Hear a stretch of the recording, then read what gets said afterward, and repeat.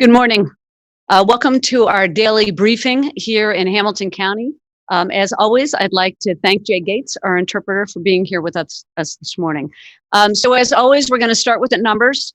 Currently, and I talked to the health commissioner this morning, we have 48 cases of COVID-19. So those are positive test results in Hamilton County, 5 hospitalizations, and 0 deaths. We are going to start providing a visual that is tracking the curve in Hamilton County, because I know I'm giving out a lot of numbers every day, but we want to visually be able to show what's happening here. And as I've told you, we are on the upward slope of the curve.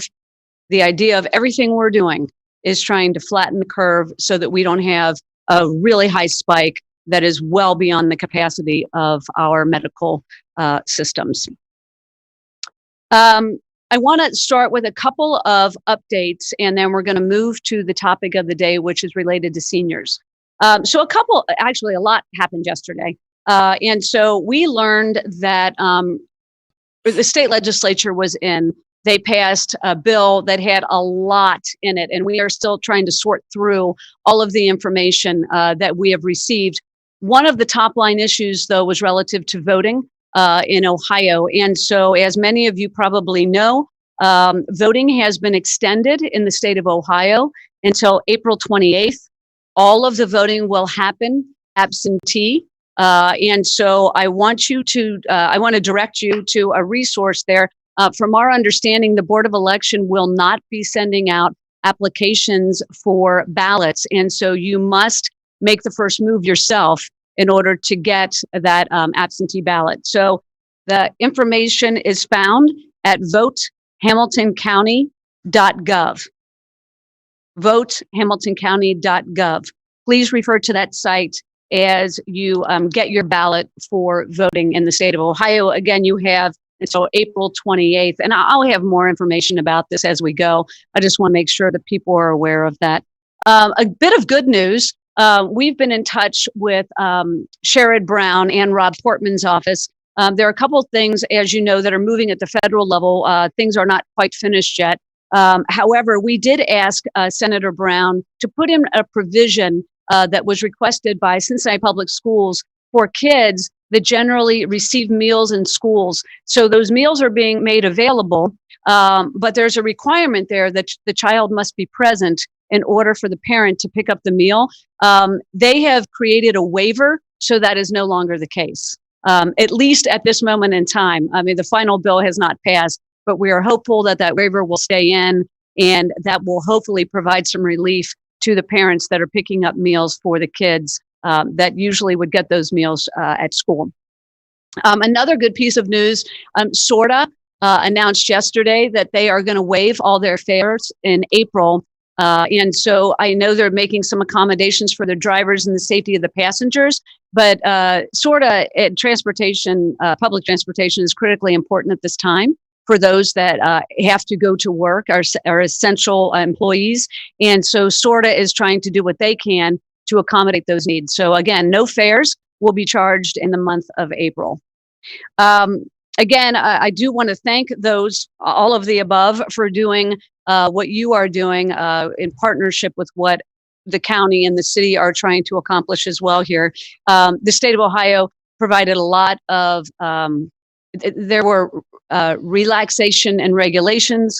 One of them has to do with how we hold our meetings. And so we are very grateful for representatives at the state level for helping us out with some relaxation and also in the business community when it comes to permitting and some of the things that are required that now are hard to get. So anyway, thank you to the state reps, the state senators, of course, the governor.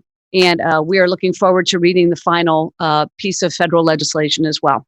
So with that, we're going to move into the meat of the briefing. A big concern that we have heard in our office as we've moved through this crisis is about seniors. And so we're going to focus on seniors today. Seniors constitute about 15% of the population in Hamilton County. And so we feel this is a very important conversation for us to have.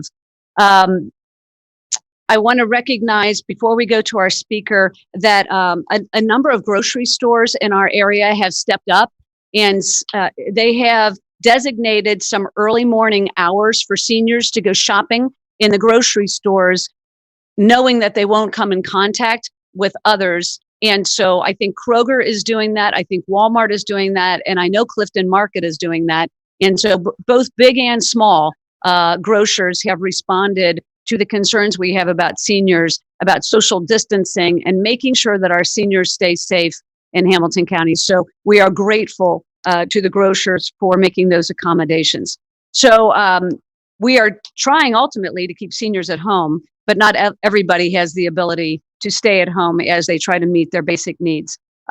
So as you know, and as we've said, seniors are particularly at risk, particularly those over the age of 80. So we wanted to have Suzanne Burke come on. Suzanne Burke is a friend and also the president and CEO of the Council on Aging. And so the senior levy that is passed by the voters in Hamilton County for senior services, most of those dollars go to the Council on Aging for their programs related to seniors. One of the biggest emphasis of the COA is to keep seniors at home. They age in place. Many seniors want to stay at home, but just need a little bit of assistance in order to do that. They need someone to get groceries. They need someone to take them to their doctor's visits. They need someone to help with the laundry. And so the COA goes in and provides that assistance. The most recent levy expanded the capacity of COA to provide those services to as many seniors in Hamilton County as possible. And so Suzanne has been in this field for years. She is a champion for seniors in this community, and we thought it would be helpful to have her on to talk about what they are doing at COA relative to seniors, not only through kind of the regular programming, the Meals on Wheels that they do on an ongoing basis, but also trying to assist seniors that don't already get services from COA, but at this time might need some extra support. And so I'm going to have Suzanne elaborate on that. And so with that, I think I'd like to turn it over to Suzanne and let her talk about the efforts on behalf of the COA. Okay. Thank you, Commissioner Dreihaus, and thanks for having me on today. First of all, I want to just talk a little bit about what we're doing for the safety for our vulnerable seniors, and I'm going to start with those on our program, specifically the Hamilton County Elderly Services Program levy that Denise referenced. So the COA team has been contacting all the members on our programs to check on them and to determine if they have additional needs. So for the Hamilton County Elderly Services Program, this means we're contacting over 5,200 individuals, and we expect to have those, our care managers expect to have those calls and everyone contacted by April 3rd. So I want to just give a shout out to our team for all the work they're doing on that. COA actually started planning for COVID-19 in late January. And in February, we began securing support from our funders to enable us to begin preparing 14-day shelf-stable food boxes that we wanted to have in the hands of seniors in the event we had a supply chain issue with food or an illness among meal delivery drivers that we did not want seniors to be in a position to go without. And I will say Hamilton County was one of the first to give us the green light to get moving on that. This week, we expect to have delivered by the end of this week over 2,800 boxes representing over 39,000 meals to individuals on the Hamilton County ESP program. Specifically, I'd like to give it a shout out to COA's caterer, the Derringer Company, along with our home delivered meal network, which includes Cincinnati area senior services, Meals on Wheels of Southwest Ohio and Northern Kentucky, Dupree, Maple Knoll, North College Hill and Harrison Senior Centers, and Mayerson JCC. These organizations and their staff have done an amazing job of packing and getting the food boxes into the hands of our seniors. So that's what's happening for individuals on the program. They are still getting their services as scheduled. We are experiencing, as Denise referenced, an increase in calls for meals for seniors. This includes both people who are on our programs but maybe weren't receiving meals. They were getting other services, and perhaps they were able to get out or had a network of friends and family who were able to help them. Suzanne, we are going to hold for 1 second. Okay. We are getting a little bit of a skip in the video, and so I don't know if it's a buffering issue. I'm not, there is a team here more than 6 feet away from me that hopefully will resolve the issue. So let's give it 1 minute. Okay. I do want to mention that we did put out a call last week for volunteers to help with the distribution of meals.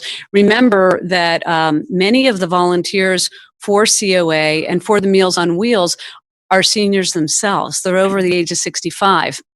And so many of them called in and said, we would rather not do this at this time. And so we put out the call, and many of you responded to that call and said, we will step up. We will help deliver the Meals on Wheels to the seniors. And so we're really, really grateful for that. In addition to that, COA is not only providing the weekly or the daily or every other day Meals on Wheels, but also a box with items that have a longer shelf life and supplies like toilet paper. And so I'm hopeful that Suzanne will be able to talk us through a little bit of that. Are we ready, gentlemen? All right, we're going to try this again. Thank you. Okay, do you know where I cut off? I'll talk to you just backing up to this week. We hope to have delivered over 2,800 boxes representing 39,000 meals to individuals on the Hamilton County Elderly Services Program.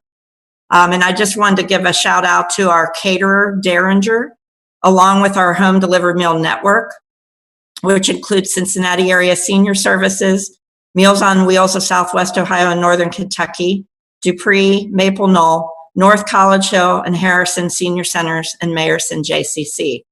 These organizations and their staff have done an amazing job of packing and getting the food boxes into the hands of our seniors. And like I said, those are expected to be fully delivered by the end of this week. We are also experiencing an increase in calls for meals from seniors. This includes both individuals who are on our programs who were not receiving meals but may have been receiving other services. And perhaps they had family members helping them who may have difficulty getting to them now. But also individuals who aren't on our programs at all, calling us and asking for assistance with meals. So we are going to do our best to serve those individuals. If you're over 60, and need meals, you can contact us, and I'll give you our main phone number at the end. But many seniors are afraid to go to the grocery, or they're following instructions because they're a vulnerable population and of staying home, which is good. But that is complicating their ability to have food in the home, and we want to be able to do everything we can to satisfy that. We have put out a call for donations to help us with those increased meals for people not on our programs and even the volume who may qualify. I really want to give my thanks right now to those organizations who have responded.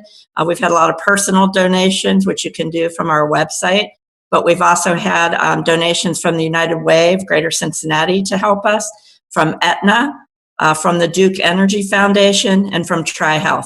So we're hoping to be able to feed all those seniors contacting us, and really appreciate the support from those organizations in helping us to do that. As we move through our food security insecurity issue, now we're focused on the next critical need, which is toilet paper and other personal supplies for seniors. We have a lot of seniors calling in for that. Those are not typically supplies that we provide through any of our programs. So we are seeking donations for that purpose. We would love to be in a similar spot where we could push out, a supply box of personal items such as sanitizing wipes, tissues, toilet paper to the homebound elderly as well. So that's our next initiative, now that the food is out, is to start working on that. Our plan, and I would encourage you to go to our website in the next day or two. We're still rolling out details on this, but I know supply is an issue for that. So we're actually from some of the big, organizations that produce that. So we're really going to look to the community to help us and perhaps donate, a roll of toilet paper if they can get hands on extra toilet paper, or Lysol, or Clorox wipes, or tissues, or bath soap, things of that nature. So we're in the process right now of organizing a couple fill the truck initiatives, where we're going to, on our website, you'll get details of where those trucks are going to be. And we would love the help of the community in filling those with those types of personal supplies that our seniors are needing and unable to get right now. So those are current initiatives. And happy to answer any other questions. We serve a lot of individuals beyond the Hamilton County Elderly Services Program at COA. We do manage the Medicaid population, and a lot of the seniors in that program are nursing home level of care who prefer to stay at home.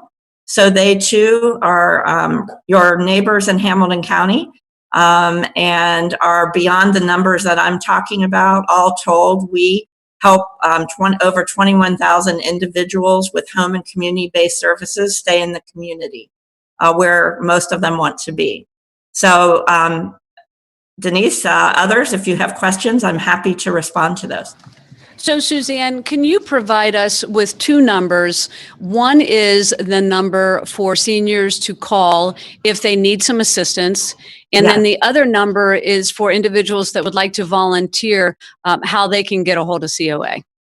Okay, so for seniors to call, it is our main number if you need assistance with food, which is 513-721-1025. And if you can, if you're a caregiver or a neighbor trying to reach out for someone, we'd prefer, because of call volume, to drive people to our website, where we will also pick up inquiries, and there's a way for you to leave contact information there. And that is at help, the number 4, seniors, which plural.org. So help, the number 4, seniors.org. Correct. Yes. Thank you. All right. Thank you, Suzanne. Thank you for the update. I think it's really important. So many seniors, I think, in our community are self-isolating. And I think it can be very stressful. I know for my own mom, she's self-isolated, I think now for 2 weeks or so. We're dropping food outside the door. We're waving through the windows. On a nice day, I think I have got a brother that has gone out and visited 10 feet away on the patio. But it can be really stressful for seniors to have self-isolated and be alone for that long. And so I just want to say that the work of the COA, particularly for those that don't have that kind of support system, is critically important at this time for the seniors that are sheltering in place. So thanks again, Suzanne, to you and your team for all that you're doing. Bridget, do we have questions? Thank you, Commissioner. From John London from News 5. This question is for Suzanne. What would you advise citizens to do to help seniors safely in this current environment, keeping in mind that because of the economic situation, there might be fewer people able to donate money? So again, I think checking on your neighbors who you know are elderly, asking them if they're okay. You can call them. You can stand 6 feet away from them. You can ask them if they have any needs, and you can relay those to us if you can't help them. But even if it's as basic as helping them with some toilet paper that you might have on hand, I think just reaching out to individuals that live next door and in your community who you know are homebound is particularly helpful at this time. Thank you. This question is for Commissioner Dreihaus.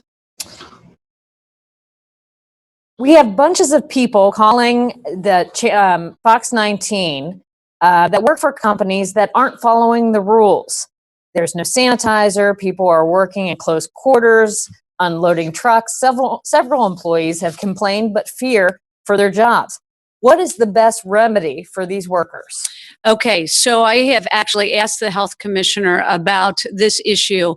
And so, as we've reported in the past, the Hamilton County Health Commissioner can make a determination as to whether or not a business should remain open. And so, the guidance is through the stay-at-home order that was issued through the state of Ohio, through the health commissioner at the state level and the governor.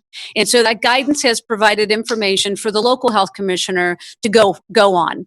And so the local health commissioner, if he receives a call, someone from his team will go out on site. They do require some information from the employer as to why, if they're still open, they feel as though they're an essential service, and it has to be relative to that stay-at-home order that I just talked about. And so if the determination is made that they are an essential employee, then they have to provide some safety remedies for their employees. And so they do that determination on site. And so I'm going to give you the number to call for the health department. And this is the number specific to this issue. It is 513-946-7847. 513-946-7847. So for those of you that are still working, that are concerned about that issue, please call the health department. They are your point of contact, and they will follow up on the issue. Another question I have heard is, can they call in anonymously? And the answer to that is yes. You do not have to provide your personal information, but obviously you do have to provide the information of the employer. Thank you, Commissioner. One more question for you. WLWT asks, should people be concerned about the food they're buying and eating, whether it's from the grocery store or from a fast food restaurant? I have spent a lot of time with the health commissioner, and I have not heard him speak to this issue. I am happy to follow up with him, but I think what he has been telling people, not related so much to the grocery stores, but related to deliveries, is that once you get a delivery, the container has obviously been touched by someone else. And presumably that person is not wearing gloves, or maybe they are, I don't know. But if they're not, you take the food out of the bag where a virus could reside, throw the bag away, or recycle the bag, better yet, and then wash your hands before you eat. Wash your hands, wash your hands, wash your hands. It is so critical that, and I know my hands are dry right now because I'm washing my hands constantly. I do want to also note that I've heard the health commissioner say more than once that hand sanitizer is good and effective, but washing your hands is the best. And so I would recommend that once you, again, have taken the food out of the container, wash your hands before you eat. You should always wash your hands before you eat. And I think that would be his best advice, but I will follow up and ask about the grocery issue because I think, that it makes sense that we have some guidance there. Okay. Is any other questions? It appears that we do not have any more questions. All right, very good. So I want to remind people that tomorrow, Friday, we are going to have a representative from the Health Collaborative with us. We have gotten a lot of calls about the medical systems. How are they responding in this crisis? And so what they are going to describe to us is kind of the surge procedure that they have through the collaborative. Remember, the collaborative is the main hospital systems all coming together, and what they do together is form standards of practice. How are they going to respond to the surge that we know is coming? What questions of capacity? And so I think it'll be a really useful conversation given some of the questions that I know I'm getting in my office, and we've also heard from the press. I've got one more thing to say, but I have to step up. Scott, I'm going to step off camera for 1 second. I'll be right back. Hold on. All right. So I know these are sobering times. I know. And I know there are challenges, and I know people are struggling. However, there is a bright spot today. So today would have been opening day in Cincinnati. So many of us view this as city holiday. It's a county holiday. We all go down. We celebrate the Reds. We celebrate one another. We celebrate the fact that we love this team. And so we are so disappointed that opening day and parade, the Findlay Market Parade, had to be canceled today. And so I am with you in solidarity in noting that I don't know how many of you have been to opening day, but the weather we have right now is spectacular and better than most. And we've been in the snow and in the rain for opening day. That said, the Reds have responded, and thank you to the Cincinnati Reds and Bob Castellini for doing this, but they're allowing Reds fans to celebrate at home. And so they are going, hold on, I'm going to put my glasses on for this. You can tune in at 1:00 to catch a replay of the Reds' dramatic 2019 opening day win on Fox Sports Ohio or Reds.com. And I think it's going to be at Reds on Twitter and Facebook. So 1:00 today, you can catch last year's opening day. They're doing a hashtag opening day at home. So in a gloomy time when so many of us are struggling to get through every day, the Reds have stepped up and are going to give us a little bright spot at 1:00. So thank you so much to the Reds. Happy opening day to all of you. And we will see you tomorrow. Thank you.